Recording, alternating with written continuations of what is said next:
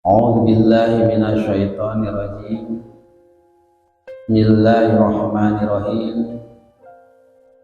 Alladzina yu'minuna bil ghaibi wa yuqimuna sholata wa mimma razaqnahum yunfiqun. Walladzina yu'minuna bima unzila ilaika wa ma unzila min qablik wa bil akhirati hum yuqinun. Hadirin rahimakumullah, bapak-bapak yang mudah-mudahan insyaallah dirahmati oleh Allah. Kita lanjutkan kajian minggu yang lalu, masih ngebahas ciri-ciri orang yang bertakwa. Yang lalu kita udah bahas sebagian dari ciri yang bertakwa itu baru 2 poin ya.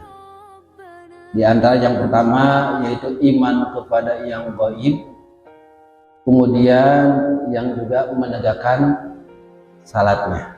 Nah, sekarang poin yang ketiganya dari ayat yang tadi dibacakan di dalam pembukaan, bahwa ciri-ciri orang bertakwa yang ketiga yaitu wa mimma razaqnahum yunfikun. Dari terjemahan berarti adalah orang-orang yang menginfakkan dari sebagian rizkinya yang telah diberikan oleh Allah. Itu baru terjemahannya. Sekarang uraiannya bagaimana? Kalimat tersebut sama diawali dengan waw atau waw penyambung, yang artinya kalau waw penyambung itu syarat-syarat ketentuan yang bertakwa, poin ke-1, poin kedua dan ketiga ini tetap harus ada, bukan pilihan ya. Tapi poin-poin itu harus berkumpul, makanya maknanya mutlakul jam'i, mutlak berkumpul. Jadi iman ke gaib belum cukup kalau kita enggak dilanjutkan dengan menegakkan sholat. Iman yang gaib, ke gaib dan menegakkan sholat pun belum cukup kalau kita belum mengeluarkan harta kita. Bahkan kalau dilihat yuqimuna sholah itu adalah ibadah yang dilakukan oleh jiwa kita. Kalau wa mimma razaqnahum yunfikun adalah ibadah yang dilakukan oleh harta kita. Karena manusia itu nanti akan diminta pertanggungjawabannya itu adalah harta dan jiwa. Jadi jiwa akan diminta tanggung jawab, harta pun akan diminta pertanggungjawaban. Nah, di sini poin yang kedua berarti ibadah yang dilakukan oleh harta. Dengan lafadznya wa mimma razaqnahum. Dari lafaz wa mimma di sini diuraikan menurut Sesawi, fihi di dalam ayat ini adalah hadfu nuni minna tabidiyah. Ngebuang nunnya nun lafaz min, yang minnya min tabid, min arti sebagian. Dibuangnya labdon wahoton, lafadznya dibuang, nunnya itu enggak kelihatan. Wahoton tulisannya pun dibuang. Kenapa? Karena kalau kita dilihat ya, lafadz wa mimma ini asalnya ada lafadz min dan ma. Maka di sini wahad nun dan ngebuang nunnya. Ya, nunnya ini dibuang. Dibuang nun lafadz min, yang lafadz min ini artinya adalah min tabidiyah. Tabidiyah itu adalah min yang artinya sebagian. Maka terjemahannya dari sebagian. Kok kenapa nun ini dibuang? Li idgomiha. Nah, karena di sana ada idgomnya. Di asalnya mah wa min ma. Kemudian didgomkan jadi wa mimma. Berarti ada min. Minnya di sini adalah sebagian. Namanya sebagian, kalau dari 100 mah ya dari 100. 10 sebagian dari 100. 15, 20, 50, 70 itu pun bagian dari 100. Itu yang namanya sebagian. Soalnya mana min itu macam-macam. Ada min yang artinya ibtida, yang terjemahannya dari. Misalkan contoh dalam ayat 5, minal masjidil haram ilal masjidil aqsa. Dari masjidil haram, nah, dari itu ya, itu ibtida, awal mula start pemberangkatan. Itu artinya dari. Nah di sini mah artinya adalah sebagian karena minnya min tab'id. Bahkan nanti ada minnya min bayan yang artinya yaitu. Misalkan wala takunu minal musyrikin, janganlah kamu jadi orang-orang musyrik. Siapa orang musyrik itu? Minal ladzina faraqu dinahum. Ada lafaz min juga. Tapi min di sana artinya enggak diartikan sebagian, enggak diartikan dari, tapi minnya itu diartikan yaitu. Maka disebut minnya min bayan, penjelas. Dan ada arti mana min yang lain gitu ya. Minimal kita paham itu aja dulu.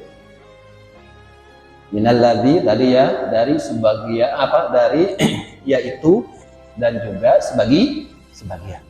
Nah, yang min di sini adalah dari sebagian rizki. Siapa yang ngasih rizki? Udah jelas rojak. Nah itu adalah kami. Jadi kaminya di sini bukan banyak. Biasanya kan kalau kami itu artinya banyak. Tapi di sini mananya adalah mutakalim, bukan ma'al goel, tetap mutakalim mu'adah sendiri, tapi mu'adom nafsah, untuk mengagungkan diri sendiri. Jadi pengagungan Allah terhadap zatnya sendiri, kami. Jadi kami bukan banyakan. Kadang lapan itu pun ya, lapan kami suka dipakai juga oleh kepala desa atau para pegawai ya, bicara di panggung. Kami atas nama warga, kami padahal sendiri. Itu namanya mu'adom nafsah, untuk mengagungkan. Nah berarti kita pahami dari lapan uwa mima, dari sebagian rozakna yang Allah telah kasih rizki, dan kita harus benar-benar yakin bahwa memang yang ngasih rizki adalah Allah Subhanahu wa Ta'ala. Walaupun bapak pagi keluar, matahari belum muncul, nanti pulang-pulang matahari udah, jadi siang teh gak ketemu gitu. Walaupun bapak usaha seperti itu, tetap yang ngasih rezeki adalah Allah Subhanahu wa Ta'ala. Yakin kan yang ngasih rezeki adalah Allah? Yakin, tapi kadang suka galau juga. Ini Allah mendandaskan kepada kita bahwa yang ngasih rezeki itu adalah Allah Subhanahu wa Ta'ala. Selagi kita masih dikasih jatah untuk hidup, di sana rezeki kita masih ada. Dan rezeki di sini memang bahasa rezeki itu bisa saja umum kan? Kesehatan juga rezeki. Bisa hadir di tempat kajian, rezeki bukan? Rezeki. Dikasih anak soleh, rezeki juga. Tapi yang dimaksud rezeki di sini bukan rezeki tadi di mana umum. Kesehatan, anak soleh, bisa kita ibadah, bisa melaksanakan ketaatan kepada Allah, itu semua rezeki. Tapi yang dimaksud rezeki di sini adalah asyara bidzalika, mengisyaratkan musonif illa ana rizqo, sesungguhnya rezeki manahu yang di lafaz ini adalah al milku, kepemilikan, berarti masalah harta. Walaysa bil murad bihi arizqu al haqiqi, dan bukan di ayat ini yang dimaksud rezeki tadi adalah rezeki di mana umum. Yang tadi kesehatan berarti nggak masuk yang dimaksud di sini. Tadi rezeki di sini adalah berbentuk materi. Maka ulama ngebahas nanti ada harta, ada rezeki atau rezeki. Itu harus kita bedakan. Kenapa? Kalau harta sesuatu yang boleh kita miliki. Kalau rezeki sesuatu yang boleh kita nikmati. Dan juga kalau bicara harta, banyak sedikit. Kalau rezeki bukan banyak sedikit, tapi sempit ataupun luas. Jadi rezeki mah bukan rezeki yang banyak, ya, tapi rezeki yang luas atau sempit.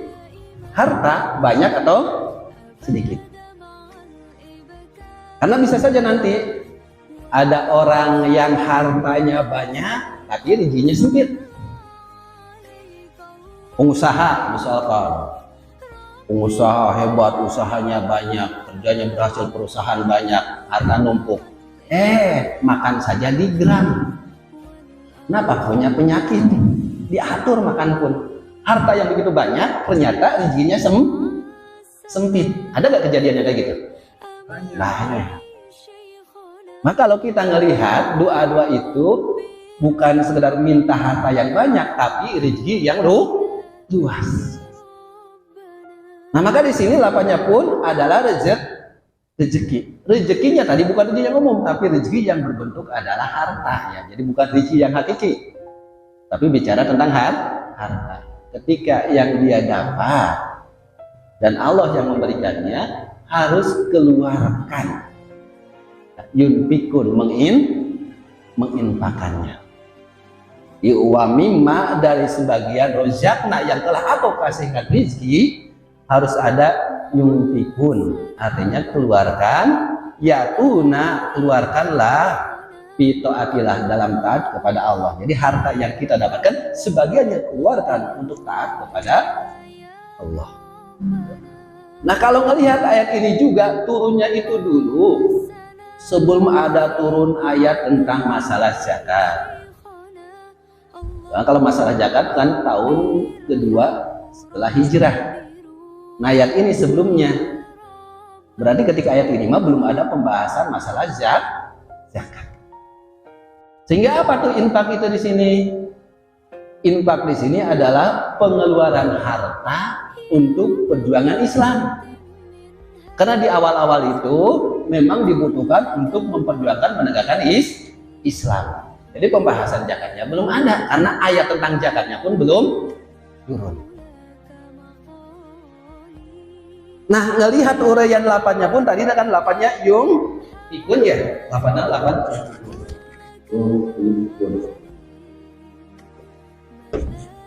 Satu kata kerjanya fi'il mudhari. Artinya apa? Maknanya itu adalah hal istiqbal, sekarang ke depan, berarti istimrar. Walaupun ayat ini turun dulu sebelum ayat-ayat tentang zakat atau ayat lain turun, tapi tetap maknanya sampai sekarang pun tetap berlaku. Kalau tahun kedua Hijriah udah turun ayat tentang zakat, berarti di sini pun belum zakat masuk enggak kira-kira? Berarti zakat pun masuk. Terus untuk perjuangan Islam pun masuk enggak? Masuk. Maka ulama ngebahas bahwa lafadzul itu yang disebut dengan infak di sini bisa untuk perjuangan Islam, bisa untuk sarana-sarana penunjangnya. Contoh masjid ini bisa gak masuk kepada lafadzul infak? Bisa kan? Pengeluaran hartanya. Nah, lafadzul infak asalnya itu dari lafadz nun fa dan kop. Nafaqah. Tapi nanti melihat objek yang menerimanya bisa dibagi dua. Dari lafaz nafaqah nanti ada lafaz anfaqah yang artinya adalah infak. Ada nanti lafaz nafaqah yang artinya nafkah atau nafaqah. Nah, ini bedanya apa? Kalau infak tadi adalah peruntukannya untuk perjuangan Islam. Kalau Islam tidak ada perjuangan apapun, sarana-sarana umum, masjid, majelis taklim, bahkan perguruan tinggi, pendidikan, ya, tempat-tempat sekolah, itu boleh. Nah, kalau nafkah ini objek penerimanya adalah orang. Kalau ini sarana, ini adalah orang. Dan nafkah pun nanti bisa kebagi dua. Ada nafkah yang wajib, ada nafkah yang sunnah.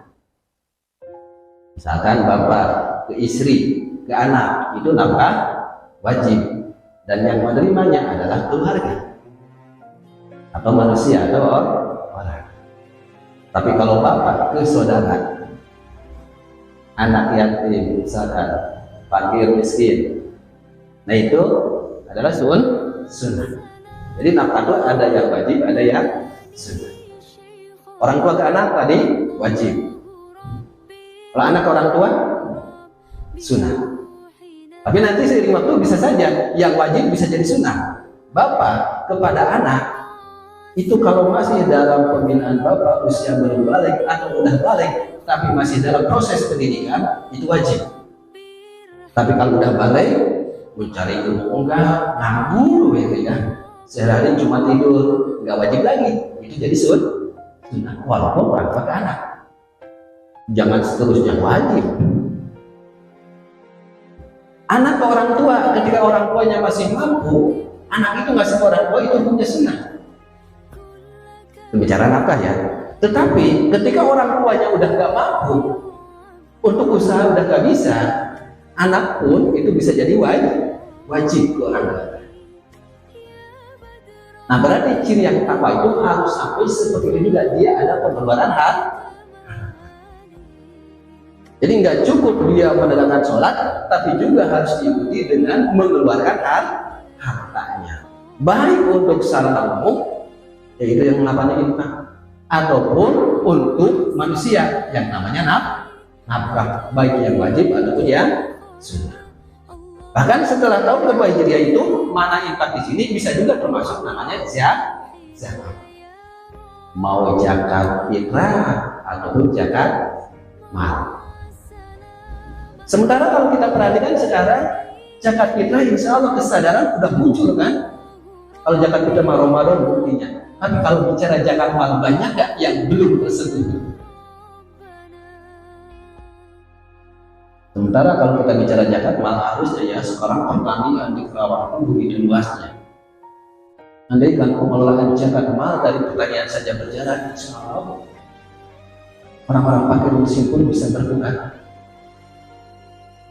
Kalau niaganya, emas peraknya, semua dikeluarkan tentang zakat. Nah itu PR kita juga ya, untuk penyadaran tentang zakat. Apa? Bukan zakat mal.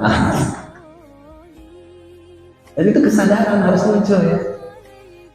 Karena kejadiannya ya yang ikut sekarang ke depan tetap harus ada pembunuhan masalah zakat tadi, zakat mal khususnya. Dan bicara zakat, Syekh Maryam di dalam kitabnya An-Talibin bahwa zakat itu adalah irojul malin masusnya, pengeluaran harta tertentu mitorikotin masusotin dengan tata cara tertentu ila asnabin masusok, juga kepada orang-orang tertentu. Jadi kalau zakat yang di sini kan tadi pengeluarannya pun hartanya yang ditentukan, enggak semua harta. Hartanya apa aja? Ternak pun enggak semua ternak. Kalau kita perhatikan ternak itu sekarang banyak jenisnya di Indonesia itu. Ikan diternak, kambing diternak, sapi diternak. Apakah itu semua ternak wajib zakat? Belum tentu. Yang diperintahkan itu harta atau ternaknya pun. Apa aja? Unta, sapi atau kerbau, ya, kemudian kambing atau domba. Jadi walaupun ikan diternak gak wajib, bebek diternak gak wajib, kuda diternak gak wajib. Kita kalau perhatikan ternak kambing, ternak ikan bisa saja nominal uang itu lebih besar dari ternak ikan. Tapi apakah di ikan itu ada kewajiban? Dalam zakat tidak ada. Kenapa? Karena zakat mah adalah tadi harta tertentu, berarti ternaknya pun ternak. Terus apakah semua yang punya sapi pun wajib mengeluarkan zakatnya? Belum tentu juga, karena ada tata cara pengeluarannya. Harta tertentu dikeluarkannya pun dengan jalan tertentu, ada tata cara. Bagaimana jalan tertentunya? Harus ada nisab, ada haul. Nisab, oh berarti ketika bapak punya ternak sapi, ternak mungkin kambing atau bahkan unta kalau punya mah. Ternyata di sana ada nisab. Berapa nisabnya? Kalau unta minimal punya 5 ekor. Kalau unta, nah kita nggak perlu bahas karena nggak ada unta. Sapi berapa ekor? Sapi minimal 30 ekor. Jadi kalaupun kita punya sapi baru 25 ekor, belum wajib. Udah hartanya tertentu, tata caranya pun tertentu khusus. Berapa kewajiban? Kalau punya sapinya 30 ekor. Apakah setelah punya sapi 30 ekor pun harus wajib mengeluarkan zakat? Belum tentu juga. Kenapa? Harus ada haul.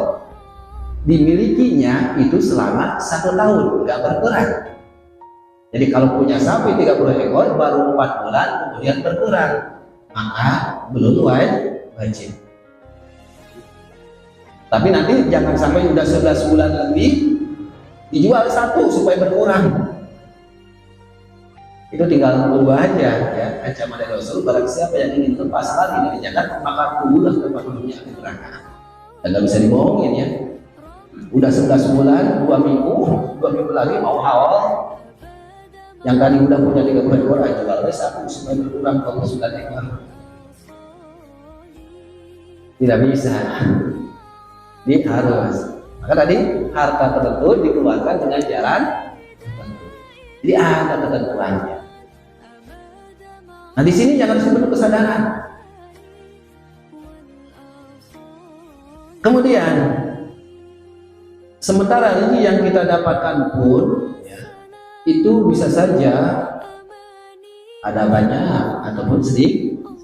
Maka tadi dihitungnya itu dengan adanya awal selama setahun.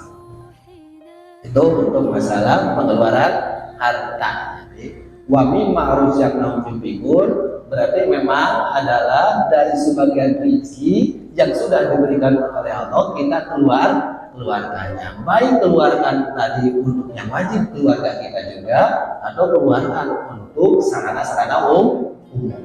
Itu infak atau nafkah. Karena memang lapan nafkah pun itu bentukannya bisa saja dari lapan infak. Misalkan kita lihat di dalam surat Al-Baqarah ayat 216 itu objeknya adalah manusia. Maka manusia itu lapannya adalah nafkah. Mudah-mudahan kita pun termasuk ya orang-orang yang pandai mengeluarkan harta dan dimampukan oleh Allah Subhanahu wa taala untuk mengeluarkan harta. Yakin nggak rezeki yang Allah berikan kepada kita itu milik kita semua atau enggak? Enggak ya? Alhamdulillah buktinya ini masjid cepat beres ya.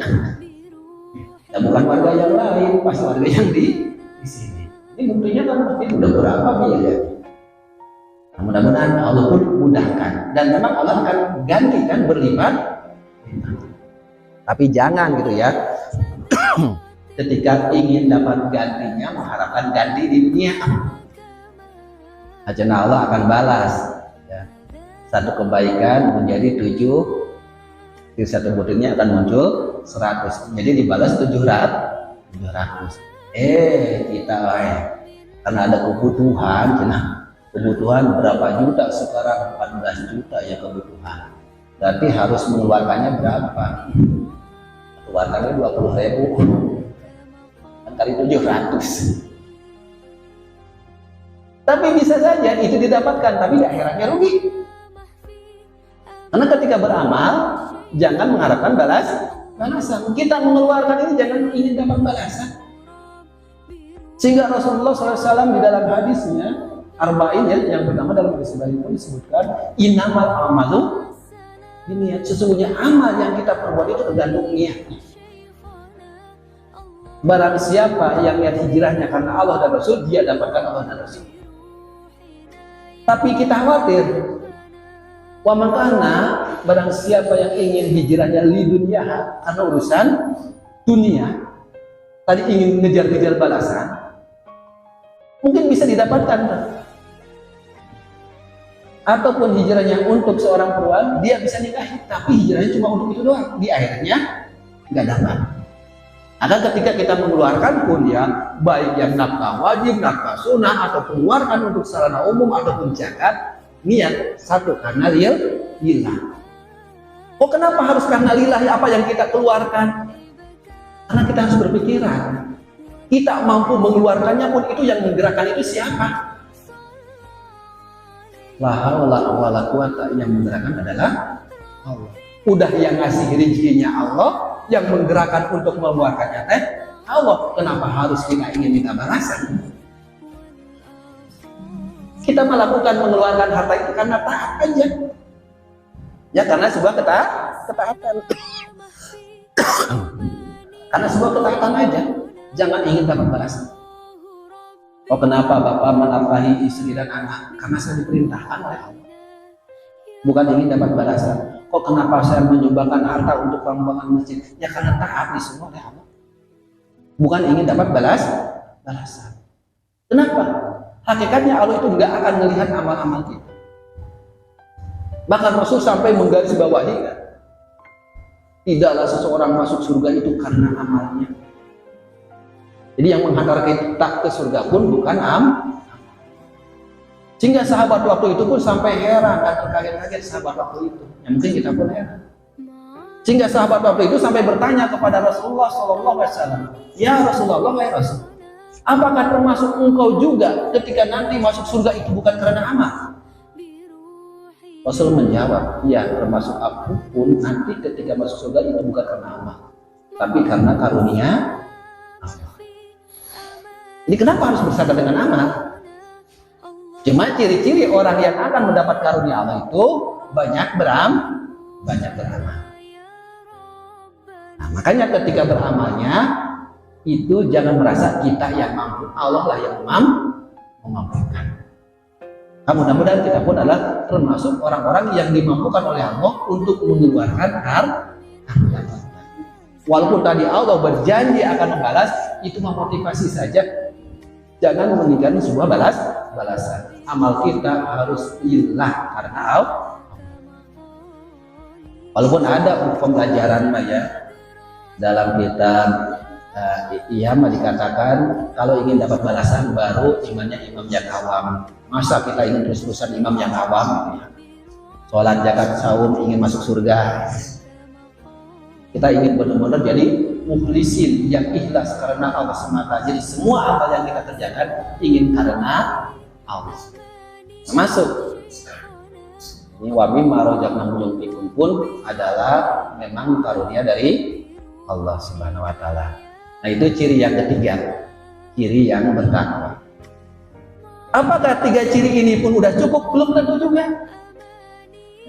Tiga ciri ini pun belum cukup. Kenapa? Ada lanjutannya ayat tersebut. Dan lanjutannya tetap sama diawali dengan wawu ataf. Hanya terus berlanjut. Yang keempatnya adalah walladzina yu'minuna bima unzila ilaika wa ma unzila min qablika. Ciri orang yang bertakwa yang keempat yaitu adalah orang yang senantiasa beriman terus-menerus, imannya kepada apa yang diturunkan kepada engkau. Engkaunya adalah Nabi Muhammad SAW, berarti Al-Quran. Orang yang beriman kepada Al-Quran. Plus, gak bisa dipisahkan wa ma unzila min qablik, dan apa yang diturunkan sebelum engkau. Di antara sebelum Nabi Muhammad itu ada kitab Taurat, ada kitab Injil, wa ghairihima. Taurat, Injil, dan selain Taurat, Injil berarti Zabur dan juga suhuf Suhuf Ibrahim, suhuf Nabi Sis, suhuf Nabi Musa. Itu ada sohifah, lembaran-lembaran yang berbentuk bukan seperti kitab, tapi sama, itu adalah wahyu dari Allah yang insya Allah semuanya itu udah terangkum di dalam Al-Quran. Jadi ketika kita mengimani kepada Al-Quran, insya Allah isi di Taurat, isi Injil udah ada di dalam Al-Quran. Tapi catatannya berarti bukan Injil yang sekarang beredar kan? Kira-kira Injil yang sekarang beredar sama nggak dengan Al-Quran? Enggak. Jadi bukan Injil yang sekarang beredar. Kenapa? Di awal-awal saja ahli-ahli kitab dulu banyak yang merubah isi kitab. Di dalam Injil, di dalam Taurat, diterangkan tentang kisah Nabi Muhammad, ciri-ciri Nabi Muhammad akan datang. Tetapi ketika Nabi Muhammadnya ada, mereka mengingkarinya. Bahkan di awal-awal mereka itu mengharapkan kedatangan Nabi Muhammad. Di orang yang beriman kepada Taurat dulu adalah orang-orang yang mengharapkan kedatangan Nabi Muhammad. Misalkan orang-orang dulu ya dari Yahudi Khaybar, mereka ketika diserang oleh Bani Qatafan, non-muslim berarti ya kafir ya, mereka istighosah kepada Allah Subhanahu wa taala sampai meminta kepada Allah dan berdoa kepada Allah. Orang-orang Yahudi dahulu. Apa doanya? Ya Allah, wahai Allah, cepat-cepat turunkan kepada kami Nabi terakhir yang Engkau janjikan. Itu permintaan mereka. Istighosah seperti itu. Ya Allah, berikanlah kepada kami Nabi yang Engkau janjikan, karena kami ulah terdesak oleh mereka. Tapi palama ja'a ma'arofu, ketika datang apa yang mereka sudah ketahui, jadi Nabi Muhammad itu udah mereka ketahui. Bahkan ahli-ahli kitabnya mengenal Nabi Muhammad itu seperti mengenal kepada anaknya sendiri. Jadi nggak asing berdoa kepada Allah. Tetapi ketika palama ja'a ma'arofu, ketika datang apa yang mereka ketahui, yaitu Nabi Muhammad datang, mereka kafaru, mereka ingkar. Dulu saja udah ingkar, apalagi sekarang. Maka kita kodeknya apa? Sekarang beriman kepada kita. Apa tuh? Al-Quran. Bagaimana bentuk iman kita kepada Alkitab, kepada Al-Quran? Pahami, pelajari, kemudian nanti sampai bisa mengamalkan. Kita tahu Al-Quran itu diturunkan adalah sebagai pedoman dan petunjuk. Tapi Allah turunkan Al-Quran Arabian, berbahasa Arab. Kita sehari-harinya bahasa apa? Bahasa Indonesia, bahasa Sunda, bahasa Jawa. Kira-kira ngerti nggak bahasa Arab? Belum, insya Allah mudah-mudahan kedepannya ngerti kan. Bahkan nanti mendadak bisa kalau jadi penghuni surga ya. Karena bahasa Arab adalah bahasanya penghuni surga. Jadi ketika masuk surga langsung bisa bahasa Arab, kalau sekarang nggak bisa gitu. Langsung bisa. Nah, bahkan ingin masuk surga berarti minimal belajar dari sekarang di bahasa petunjuk. Rasul mengatakan, cintailah ya ahibul Arabiyah, cintailah bahasa Arab. Kenapa? Li'ani Arabiyun, karena sesungguhnya aku adalah orang Arab. Wal Quran Arabi, Quran pun bahasa Arab. Wa kalamu ahli jannah fil jannah Arabi, dan bahasa penghuni surga di surga dalam bahasa Arab. Maka cintai. Nah, kita mencintai secara seluruhan bahasa Arab. Inilah kita cintai Al-Quran. Yang namanya bahasa minimal kita paham, dan kalau memang paham akan jadi petunjuk. Saya sering nyontohin contoh sederhana. Ketika bapak-bapak sekarang beli HP yang baru, beli barang elektronik yang baru, biasanya di dalamnya itu ada buku petunjuk. Televisi, ya kan? Mesin-mesin, HP, itu kan ada petunjuknya. Tapi pas dibuka, coba beli genset baru, buku petunjuknya itu bahasanya apa? Bahasa Cina, bahasa Inggris. Itu petunjuk bukan? Coba buku itu teh. Tapi jadi petunjuk gak kalau kita nggak ngerti? Enggak.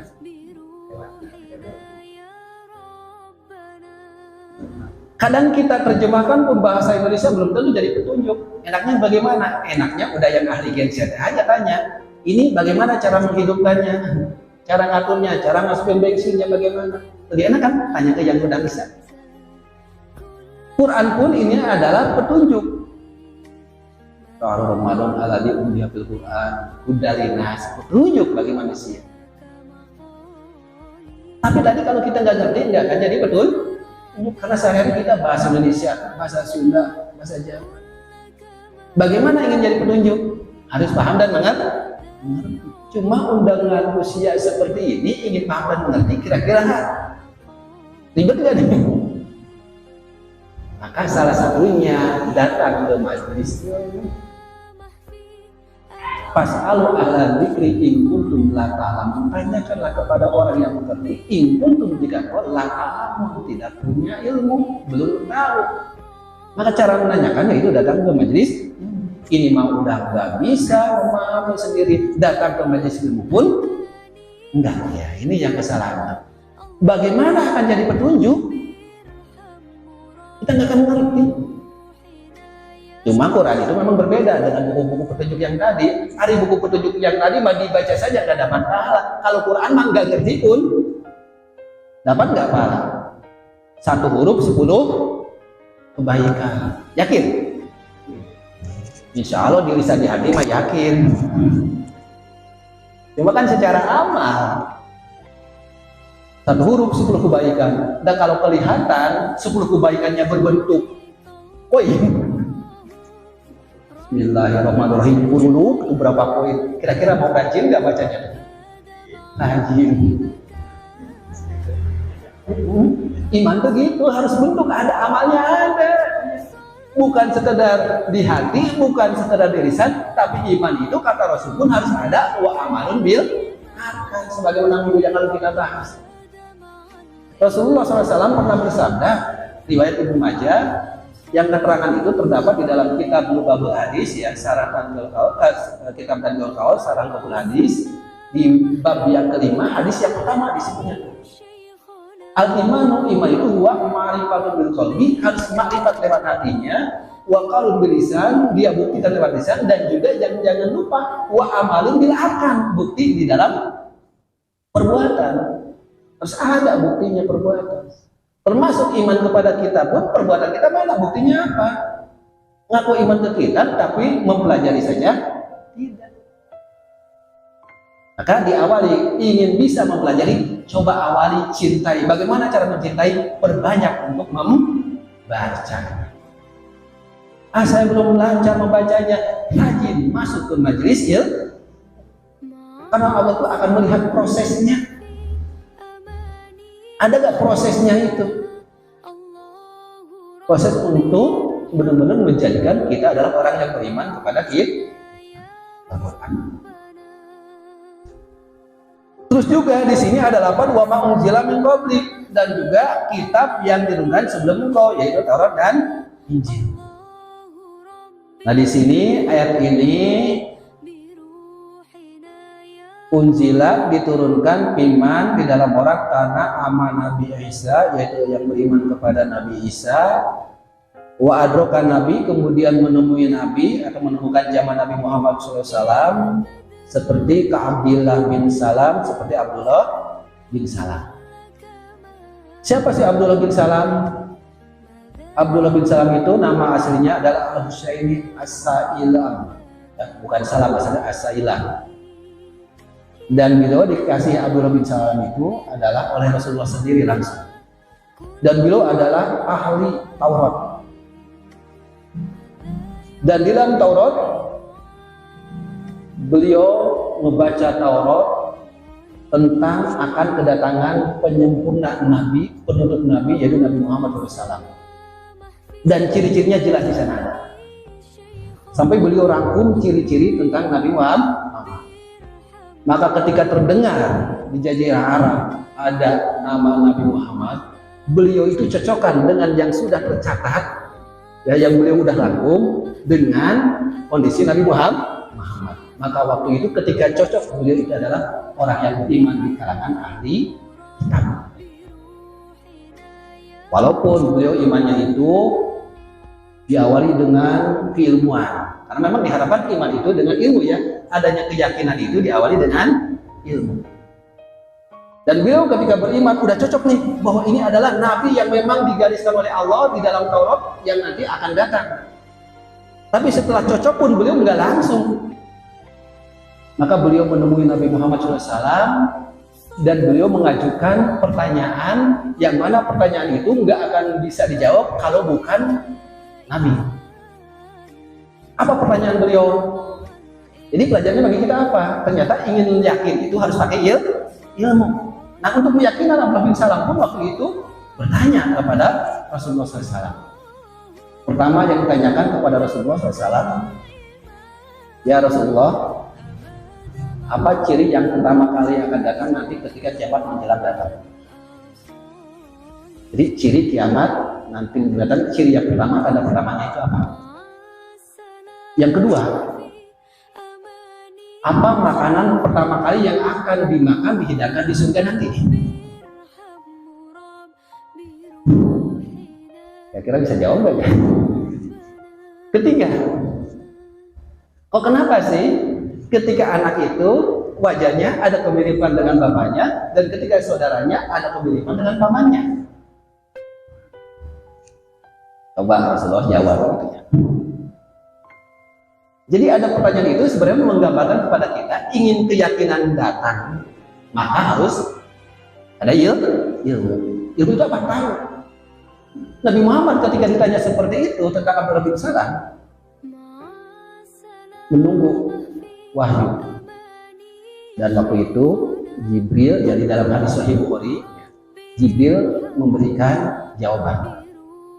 Apa jawabannya ketika pertama tanda kiamat yang pertama kali akan datang itu apa ya Rasulullah?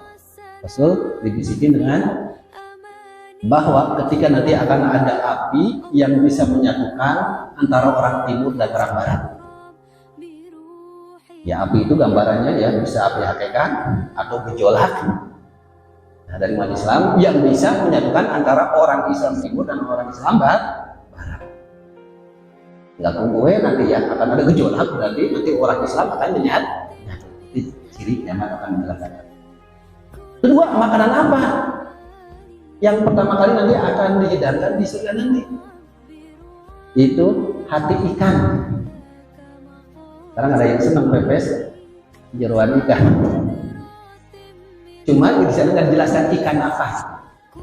Cuma jawabannya adalah hati ikan. Allah alam itu dalam hadis Sahih Bukhari ya.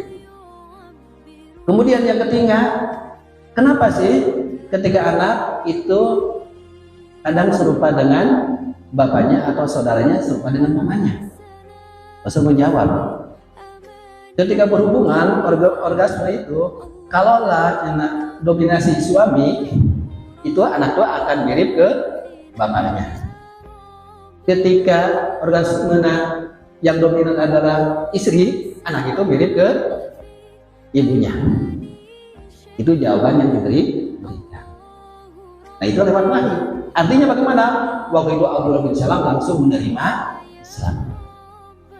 Dan beliau adalah orang yang beriman kepada kitab sebelum Quran, Taurat dan Injil, bahkan beliau itu adalah ahli kitab sekaligus beriman kepada Al-Quran. Nah, untuk syariat ya di dalam Taurat pun, syariat itu dalam Taurat ibadah disuruh hanya kepada Allah ada, berbakti ke orang tua ada. Kemudian mereka disuruh mengeluarkan harta ke kerabat, fakir, miskin, anak yatim, mereka sholat, mereka zakat, sama di Quran pun ada.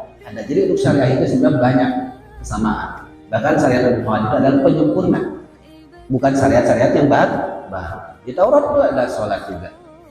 Dan itu Allah gambarkan di dalam surat Al-Baqarah ayat 83, 84, 85. Bahwa di dalam Taurat pun ada sholat, ada zakat, ya ada berbakti kepada orang tua juga. Bahkan orang tua itu setelah Allah ya, Allah ibadah kepada Allah jangan menyekutukannya, kemudian wabil walidaini ihsana, kemudian kepada kedua orang tua, kemudian berikutnya ke kerabat, anak yatim, fakir, miskin. Nah itu urutannya, jangan dibolak-balik. Ini mah kadang ke kerabat mah deket banget sampai nggak hitungan masalah harta teh. Hobi satu pemancingan mah nggak hitungan ya. Makanan pun hari ke orang tuanya. Nah, jangan sampai setelah Allah itu orang tua. Ai teman sejawat mah sehobi mah dekat gitu ya nggak hitungan. Ai ke orang tua hitung-hitungan. Ke teman kerabat mah harta teh kadang seminggu sekali, sebulan sekali, hari ke orang tua mah setahun sekali. Enggak lah insya Allah yang di sini mah ya. Oh enggak. Nah itu keimanannya ya. Maka sekali lagi Kalau kita ingin benar-benar ingin jadi orang yang mutakin, berarti awalilah dari sering membaca Al-Quran. Keduanya jangan lepas untuk mencari ilmu. Warikum man ta'allama Al-Quran falamma. Jadi artinya kita tuh orang yang belajar Quran, kemudian kita juga bisa mengamalkannya. Dan ini yakin pedoman petunjuk.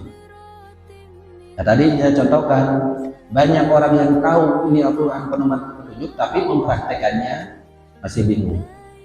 Maka sebenarnya tadi ingin Quran jadi pedoman petunjuk, mempraktekannya bagaimana? Pertama dengan memahami. Maka naudzubillah ya, ancaman begitu hebat kalau kita nggak mau memahami Al-Quran. Tapi catatannya, memahaminya pun hati-hati, jangan sampai memahami dengan pikiran sendiri, bahaya. Sampai Allah Rasulullah berkesan sekali tuh ya. Hati-hati man fasarul Qur'ana bi royihi, barang siapa yang menafsirkan Quran dengan royunya sendiri, pola pikirnya sendiri, dengan hawa nafsunya sendiri, fal yatabawa maq'adahu minan nar, maka tunggulah tempat duduknya dari api. Maka kita ikuti aja ya, ulama-ulama yang sudah memberikan penjelasan terhadap Al-Quran. Di antaranya ini pun saya pakai tafsir ya, nggak lebih aman. Kalau tadi kalau kita menafsirkan sendiri banyak banget. Kita nahu sorof nggak ahli, ilmu balaghah ma'ani bayannya pun nggak ngerti, ilmu arud, ilmu qawafi apalagi baru dengar namanya gitu. Terus ingin memahami Al-Quran. Hati-hati itu ya, memahami Al-Qurannya. Maka salah satunya apa? Jangan lepas untuk mencari ilmu. Itu kuncinya. Itu bentuk adalah yu'minuna. Karena sekali lagi, yu'minuna itu adalah lafadznya, lafadz mudhari. Jadi sekarang ke depan tetap berlaku iman kepada kitab. Bukan dulu saja, sekarang ke depan. Jadi kita dari sekarang sampai nanti kewajiban kita udah hilang. Kapan kewajiban udah hilang? Berarti ketika sedang meninggal. Baru kan. Maka mudah-mudahan sempatkan. Dan nyari ilmu itu nggak cukup seminggu sekali ya. Cukup nggak? Enggak. Nggak cukup seminggu sekali. Maka bagaimana? Nanti ada setiap hari ibadah sholat, baca Quran, pahami resapi, nggak paham tanyakan ke saudaranya. Baca buku, mungkin lihat ceramah, isi. Karena di dalam hadis pun sudah jelas, tolabul ilmi fardhun dari ilmu itu hukumnya fardu, wajib ala kulli muslimin. Ketika kita ngaku seorang muslim, nyari ilmu hukumnya. Dan di sana nggak ada korina, nggak ada penjelasan wajibnya seminggu sekali, nggak ada kan? Sebulan sekali nggak ada. Nggak gini misalkan ini mah tolabul ilmi fardhun ala kulli muslimin mula usbu'in. Seminggu sekali nggak ada kan? Setiap saat, setiap waktu. Dan bahasa fardu kita udah paham, udah ngerti. Yang namanya fardu itu adalah mayusabu ala filihi, sesuatu yang akan dikasih oleh Allah Ta'ala atau kebaikan balasan yang baik ketika kita kerjakan, wa yu'aqabu, dan akan disisa ala tarkihi ketika kita meninggalkan. Itu wajib, yang namanya wajib. Wajib itu dilaksanakan dapat pahala atau kebaikan, ditinggalkan dosa. Beda dengan yang sunnah kan? Kalau yang sunnah dilaksanakan dapat kebaikan, ditinggalkan rugi. Jangan ditinggalkan nggak apa-apa ya. Jadi akhirnya ditinggalkan nggak apa-apa, mama malas. Rawatib sunnah cina ya. Apa sunnah? Dilaksanakan pahala, ditinggalkan nggak apa-apa. Akhirnya rawatibnya enggak, kenapa? Dan ditinggalkan nggak apa-apa. Ditinggalkan dia rugi. Sedekah hukumnya sunnah, ditinggalkan nggak apa-apa. Akhirnya orangnya jarang sedekah. Padahal ketika ditinggalkan rugi. Coba kalau rugi akan memaksakan nggak? Rugi itu tidak akan terulang lagi kesempatan itu. Nah, mudah-mudahan kita pun termasuk orang-orang yang dimudahkan juga ya, dimudahkan juga untuk tahapan-tahapan mengimani kepada kitab itu. Allah mudah. Diajarkan dari apa? Dengan sering membacanya dulu. Rajin membaca. Rajin membaca. Insya Allah dari tahapan rajin membaca kita akan dilangkahkan oleh Allah nanti untuk belajar memahaminya. Kalau rajin membaca, mungkin mudah-mudahan kita akan dilangkahkan untuk masuk ke majelis ilmunya. Kalau mudah dimasukkan majelis ilmu, mudah-mudahan nanti Allah kasih pemahaman tahapan. Kan memang syariat dari Allah itu bertahap. At-tajrid bitasyri. Jadi penerapan syariat Allah itu ternyata bertahap. Jadi ini mau wajib pelajari Quran, wajib pelajari Quran, langsung harus mempelajari. Karena di awal aja dia terapan dari sering baca. Jadi apalagi satu huruf 10 kebaikan, coba satu lembar berapa huruf. Motivasi itu yang sangat besar dari Rasulullah. Tapi kenapa kita sering lewatkan dari maghrib ke isya daripada pulang, ya kan? Enakan tetap di dalam masjid baca Quran, berapa huruf yang bisa kita baca. Tapi karena tadi balasan 10 kebaikannya nggak terlihat, akhirnya malah pulang. Padahal pulang apa? Cuma ngopi, ngobrol. Jadi kerugian ya kan? Yang ada. Itu 4 poin ya. Gak terasa waktu. Poin terakhir kita bereskan ya. Poin terakhirnya wabil akhiratihum yuqinun. Kepada hari akhir mereka meyakininya. Bahasanya meyakininya bukan sekedar iman. Berarti kembali ke waktu minggu yang lalu bahwa hari akhir kita ketika yakin mana bentuk perbuatannya. Soalnya kalau ditanya yakin gak hari akhir ada? Yakin. Boro-boro kita yang rajin taklim non muslim pun yakin kalau hari akhir ada. Si iblis yakin. Orang-orang kafir itu yang teringat dengan waktu 2012 sampai bikin kan film kiamat ya. Meyakini nggak berarti mereka tuh? Yakin. Nah kita pun harus yakinnya bukan keyakinan di hati saja, di lisan saja, tapi mana buktinya? Dan sekali lagi bicara hari akhir itu kita bisa bagi lewat pembahasan ulama, ada sugro, ada kubro. Sugro akhir dari diri kita masing-masing berarti kematian. Kalau yang kubro berarti akhir semua alam semesta ini. Sekali lagi kalau ditanya mah yakin itu akan datang, tapi mana bukti yakinnya? Kalau secara sugro kita yakin kematian itu akan datang, dan Rasul menggambarkan kematian pun bisa datang kapanpun kan? Kira-kira malam ini pun bisa nggak kita pun bisa meninggal? Bisa saja. Malam ini, besok, lusa berikutnya itu bisa saja. Tapi keyakinan itu sebenarnya belum yukinun, belum benar-benar kita yakin kalau nggak diiringi dengan perbuatan kitanya. Coba kalau Bapak besok yakin akan meninggal, apa yang dilakukan sekarang? Habis kajian mau pulang apa enggak? Apa mau baca Quran dan sholat malam nanti?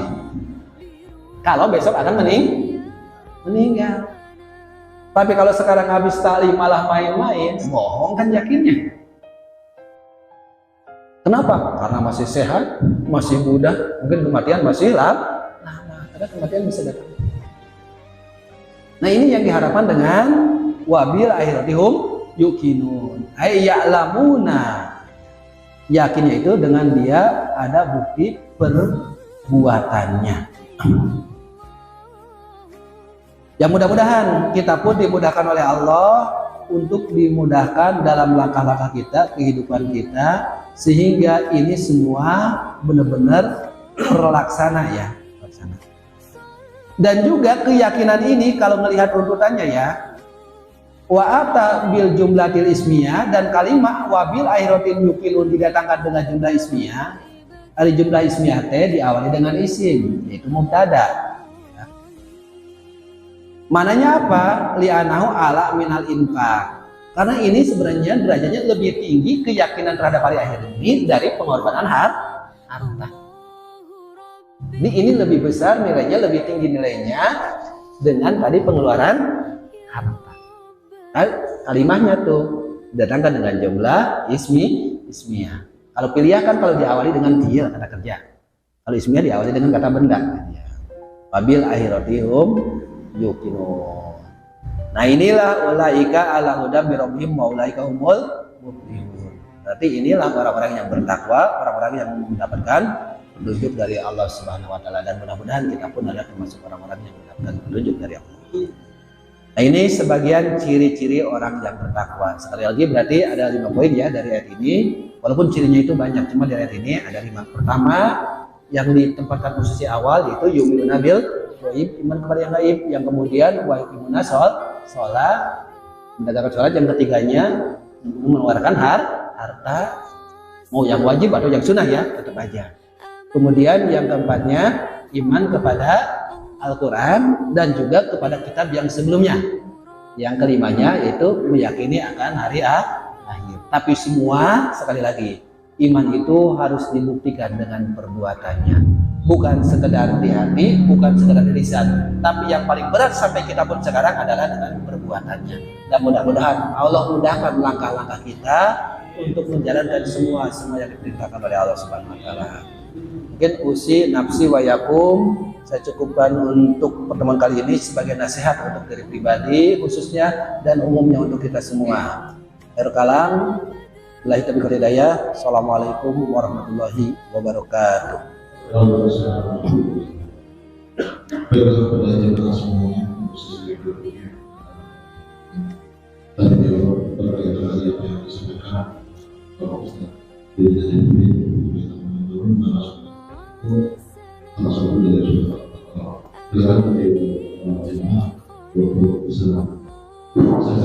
Saya berhasil dengan pertanyaan tidak boleh kalau mau terima kasih.